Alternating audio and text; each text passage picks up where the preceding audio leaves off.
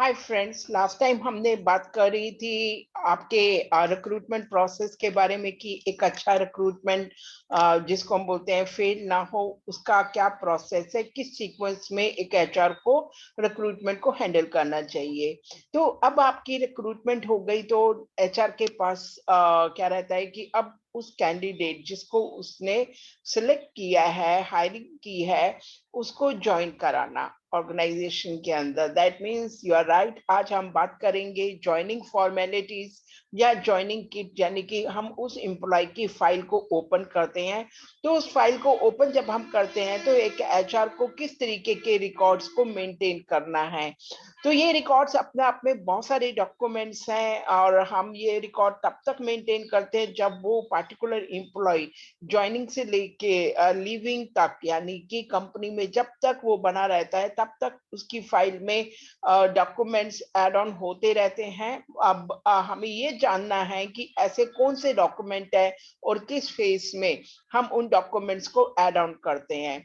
तो चलिए, आप मेरे साथ एक डॉक्यूमेंट मैं आपको दिखाऊंगी, क्योंकि बहुत सारे डॉक्यूमेंट है, मैं ऐसे आपको बताऊंगी तो आपको शायद याद भी नहीं रहेगा।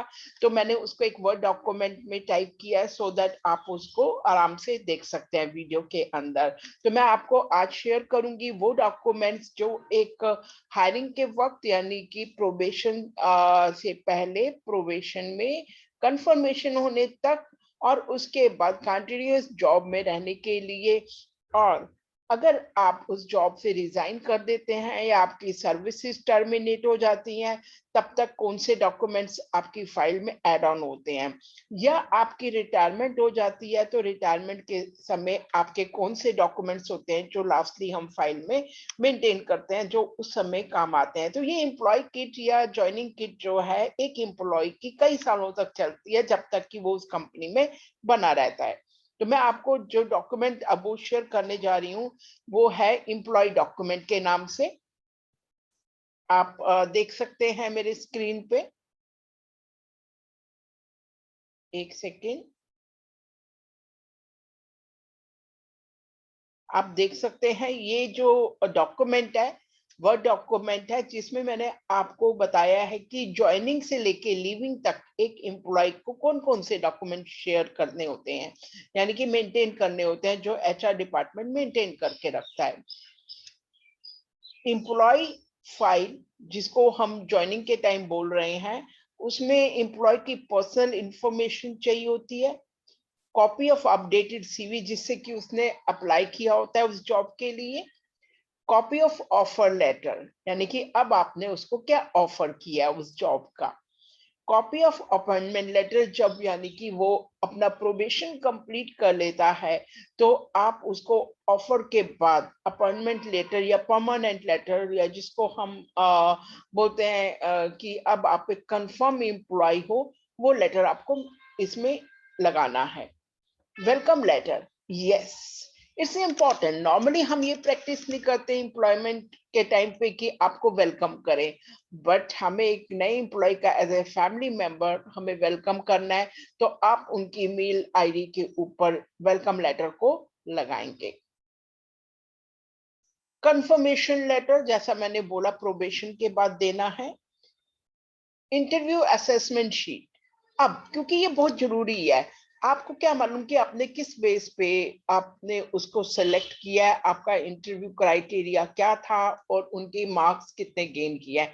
सपोज करिए कि जब आपने इनका इंटरव्यू लिया उस समय आप कंपनी में थे और आप कंपनी छोड़ देते और आपकी जगह कोई नया एचआर रिप्लेस होता है, तो उनको नहीं मालूम होगा, तो वो कहाँ से दिखेगा, एम्प्लॉय की ज्वाइनिंग किट से या एम्प्लॉय की फाइल से ये सारे डॉक्यूमेंट्स को देख के पता लगाएगा।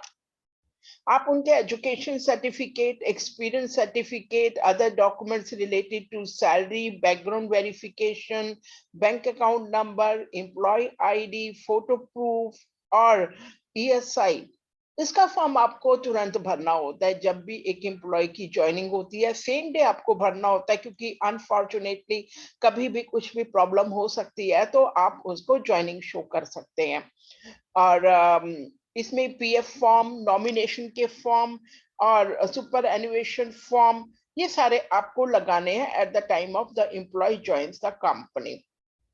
अब आपको उनको कौन सा इंश्योरेंस का बेनिफिट देना है वो लगाना है, डिक्लेरेशंस लगानी है, फैमिली मेंबर्स की डिटेल लेनी है, बैंक डिटेल्स लेनी है। ये सारी डॉक्यूमेंट्स आपको ज्वाइनिंग के टाइम पे लगाने हैं। अब हम बात करते हैं जब वो काम करता है, तो जब वो काम करता है तो उसको काम करते हुए बहुत सारे डॉक्यूमेंट्स आप शेयर करते हो, यानी कि उसका आप जॉब प्रोफाइल कभी चेंज करते हैं या आप उसकी टाइम टू टाइम जो असेसमेंट करते हैं आप वो लगाते हैं, कंपनी का एम्प्लॉय मैनुअल उसको जब हैंड ओवर करते हैं वो देते हैं, और जॉइनिंग के टाइम पे आप उनको लीव की और जो भी बाकी जरूरी पॉलिसीज या रूल्स होते हैं उसके बारे में बताते हैं। ठीक है, तो ये डॉक्यूमेंट्स लगते हैं। और एम्प्लॉय को किस तरीके की लीव को कैसे अप्लाई करना है उसका लेटर भी आप उनको डॉक्यूमेंट शेयर करते हैं।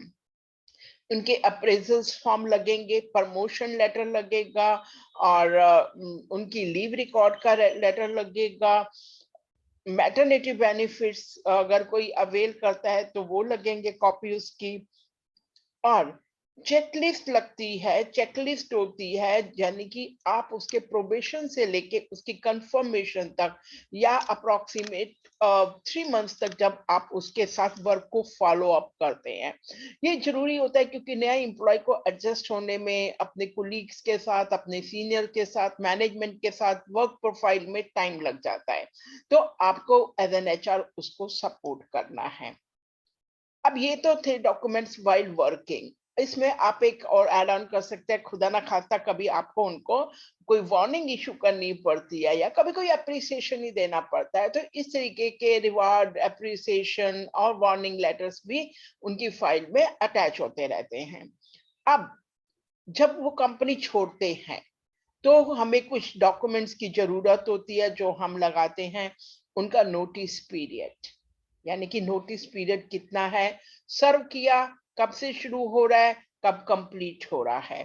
क्लियरेंस सर्टिफिकेट जिसको हम नो ड्यूज सर्टिफिकेट भी कहते हैं, relieving certificate and experience letter उसकी कॉपी, रिटायरमेंट डिटेल अगर वो पर्सन रिटायर हो रहे हैं वो एम्प्लॉय, तो आपको रिटायरमेंट डिटेल्स को भी फिल करना है। एंड आपको उसका ट्रांसफर ऑफ पीएफ उसका अगर है, रिफंड ऑफ पीएफ उसका आपको फॉर्म लगाना है, मंथली पेंशन है तो उसका लगाना है, अगर उसने ग्रेजुएटी को क्लेम करना है तो उसका फॉर्म लगाना है। यानी कि ये मेजर फॉर्म्स होते हैं जब एक रिटायरमेंट के टाइम पे फिल किए जाते हैं, एम्प्लॉय जैसा चाहता है, यानी कि उसको पीएफ चाहिए या ट्रांसफर करना है। ठीक है, तो ये फॉर्म यूज होते हैं। अब in case of A death अगर होती है तो नॉमिनी के द्वारा ये सारे फॉर्म भरे जाते हैं उस एम्प्लॉय के, और नॉमिनी को ही पीएफ उसका जो भी नॉमिनी का नाम उसने भरा होता है, उसको ग्रेजुएटी, उसका इंटर्म इंश्योरेंस, ये सब कुछ उसको दिया जाता है। होप आपको ये डॉक्यूमेंट हेल्पफुल होगा जब आप किसी भी एम्प्लॉय को अपनी ऑर्गेनाइजेशन में आप अपॉइंट करते हैं तो उसकी ज्वाइनिंग किट इजीली खोल सकते हैं। बाकी कुछ डॉक्यूमेंट्स जो आपकी कंपनी के अकॉर्डिंगली आपको लगता है आप इसमें ऐड ऑन कर सकते हैं। Thank you.